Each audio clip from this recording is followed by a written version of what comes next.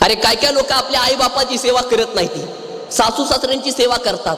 सासू सासऱ्यांना आई बापापेक्षा सुद्धा जास्त प्रेम सासू सासऱ्यांवरती करतात.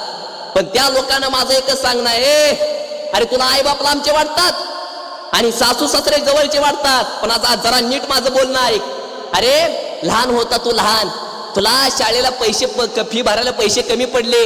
अरे तुझा बाप सावकाराच्या दारामध्ये गेला रे, तुझा बाप सावकाराच्या दारामध्ये गेला आणि तुझा बाप सावकाराच्या दारामध्ये भिकाऱ्यासारखं उभा राहून तुझा बाप सावकाराला म्हणायचा, अहो सावकार जरा थोडेसे पैसे द्या. सावकार म्हणायचा कशासाठी? अहो सावकार माझं लेकरू शाळेत आहे, ओ फार हुशार आहे, अहो फक्त त्याला थोडेसे फी भरायला पैसे कमी पडले, अहो थोडेसे पैसे द्या, व्याजानं सगळे पैसे तुम्हाला माघारी देईन, फक्त पैसे द्या. अरे भिकारी झाला रे तुझा बाप, भिकारी.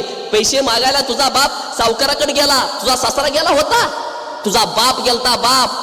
तेव्हा कुठं तुला शाळेची फी भरायला पैसे मिळाले? अरे ज्या वेळेस तू लहान होता, तू आजारी पडला होता, अरे तुझ्या अंगामध्ये सगळीकडे तापच ताप होता, त्यावेळेस रात्रभर तुझ्या उशाला तुझी आई बसायची.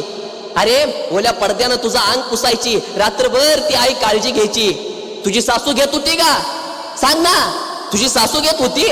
अरे तुझी आईच घेत होती. म्हणून एक वाक्य तुम्हाला सांगतो, नीट ऐका.